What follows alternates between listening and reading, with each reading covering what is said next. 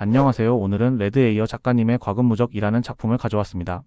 보통 다른 퓨전 소설들은 현대에서 살던 주인공이 무협세계에 넘어가는데 이 소설은 무협세계에 사는 주인공이 판타지 세계의 몬스터를 사냥하고 현대적인 시스템을 활용하여 성장한다는 점이 흥미롭습니다. 한마디로 무협과 판타지 그리고 시스템을 섞은 퓨전 무협 소설이라고 볼 수 있습니다. 무료 분량의 줄거리를 살펴보겠습니다. 산서성 진주는 무림에서 가장 혼란스러운 지역으로 각종 사건과 전설이 얽혀있는 곳이었습니다.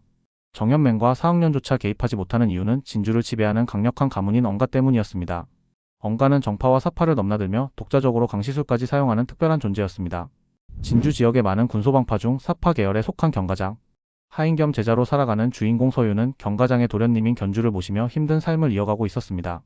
견주는 오만하고 성격이 나빴지만 서유는 자신의 낮은 신분과 약한 무공 때문에 이를 참아내며 견디고 있었습니다. 그러나 진주 지역 내의 문파들이 멸문되고 있다는 불길한 소문이 돌며 긴장감이 고조되고 있었습니다. 어느 날 흑이복면인들과 강시들이 경가장을 습격합니다. 가주 견일은 서윤에게 철상자를 건네며 견주에게 전달하라고 명령한 뒤 싸움에 나섭니다. 그러나 강시와 흑의인들의 압도적인 힘 앞에서 경가는 순식간에 멸문하고 서윤은 가까스로 탈출합니다. 그는 견주가 끌려가고 심지어 견주의 심장이 산채로 뽑혀 식인귀들에게 먹히는 충격적인 장면을 목격하며 사태의 심각성을 깨닫습니다. 탈출한 서윤은 어린 시절을 보냈던 하통으로 향합니다. 하통은 거지와 약물 중독자 같은 사회의 밑바닥 인생들이 모인 곳으로 서유는 이곳에서 그를 가르쳐준 한호를 찾아가 철상자를 열어달라고 요청합니다. 그러나 한호조차 상자를 열지 못하고 상자는 전설적인데도 교광이 강호에 뿌린 것으로 상자를 열면 대부분 꽝이 나온다고 말해줍니다. 결국 실망한 서유는 상자를 들고 떠나기로 합니다. 그날 밤 서윤이 상자를 품에 넣고 수련하던 중 상자가 갑자기 열리며 다원상점이라는 정체불명의 시스템이 나타납니다. 시스템은 서윤에게 삼재신법의 주해서를 지급하며 이를 통해 서윤은 오랜 갈망이었던 내공축기를 시작하게 됩니다. 그는 삼재신법을 실행하며 내공의 흐름을 느끼고 비록 삼류신법이지만 처음으로 무리민의 자격을 갖춘 것을 실감합니다. 이어서 시스템은 무료 뽑기권을 지급하며 서윤은 백년 하수호라는 영약을 얻게 됩니다.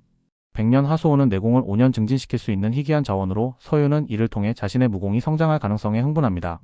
그는 비록 밑바닥 인생을 살아왔지만 다원상점의 힘을 빌려 새로운 기회를 잡고자 결심합니다. 서유는 진주표국의 표행에 쟁자수로 합류해 하남으로 이동할 준비를 합니다.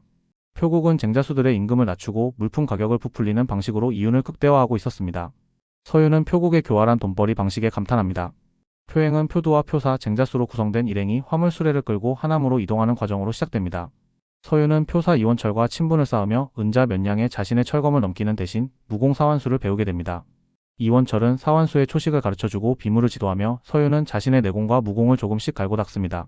비무를 통해 다원상점의 임무 첫 번째 승리와 첫 번째 패배를 성공적으로 수행하며 금강석을 추가로 획득합니다. 그리고 새로운 임무 첫 번째 사례를 확인하게 됩니다. 그는 하층민으로서의 삶에서 배운 냉혹한 현실에 적응했기에 살인에 대한 각오는 이미 되어 있었습니다. 표행이 사흘째 되던 밤 서유는 이원철과 비무를 마친 뒤 쟁자수들의 질투를 받습니다. 그러나 그는 표사들의 신뢰를 얻었기에 쟁자수들의 위협을 가볍게 무시하며 밤을 보냅니다. 그때 숲속에서 이상한 소리가 들려옵니다. 표사 진여중이 위험을 감지하며 비도를 던지자 숲에서 괴물 같은 존재들이 나타납니다. 이들은 녹색 피부를 가진 소형 괴물들로 상의를 걸치지 않거나 허름한 갑옷을 입고 흉악한 무기를 들고 있었습니다. 괴물들은 수십 명에 달했고 표물과 일행을 노리고 있었습니다. 쟁자수들에게 표물을 지키라고 명령한 진여중과 표사들은 괴물과 전투를 벌이게 됩니다. 괴물은 약하지만 숫자와 독침 공격이 위협적이었습니다. 표두 체지수의 내공 포효와 과감한 힘으로 괴물들을 몰아내며 전투는 이어졌습니다. 서유는 독사타마와 사완수로 괴물을 쓰러뜨리며 성장한 모습을 보였습니다. 전투 후 서유는 임무 보상을 받고 새로운 임무가 주어졌습니다. 그리고 자신이 여전히 약하다는 현실의 씁쓸함을 느끼면서도 앞으로 더 강해지겠다는 결심을 했습니다. 체지수는 서윤의 잠재력을 인정하고 삼재보법을 가르치기로 했습니다. 서윤은 체지수의 가르침으로 고된 훈련을 이어가며 내공과 보법을 익혀갔습니다. 하남의 송산에 도착한 서윤 일행은 정연맹의 표물을 납품하고 괴물의 시체를 전달합니다. 서윤은 언씨 가문이 괴물 습격의 배후일 가능성을 직감하지만 자신이 말해도 신뢰받지 못할 것이라는 생각에 침묵합니다. 체지수와 진여중은 서윤에게 무공서나 금전으로 보상을 하며 헤어졌습니다. 서윤은 금을 모아 자신의 길을 찾기로 다짐하며 홀로 남게 됩니다. 서윤은 뽑기권을 사용하지만 영약 뽑기에서 일반 하수호, 비급 뽑기에서 이미 익힌 삼재보 주해서를 얻으며 실패합니다. 큰 기대가 배신으로 바뀌며 실망한 서유는 다시 임무를 완수해서 뽑기에 성공하기로 결심합니다.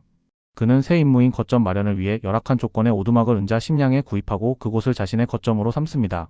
이후 임무 보상으로 50년 하수호를 얻으며 서유는 강해지기 위한 새로운 시작을 준비합니다. 줄거리는 여기까지 하겠습니다. 총 985화 완결인 장편소설이라서 전개 속도가 느린 편이긴 하지만 주인공이 차근차근 성장하는 걸 보는 맛이 있습니다. 재밌는 점은 시스템으로 성장하는 주인공이 뽑기로 영약과 절세의 무공을 얻어야 하는데 운빨로 뽑아야 돼서 고전하는 모습을 보여줍니다.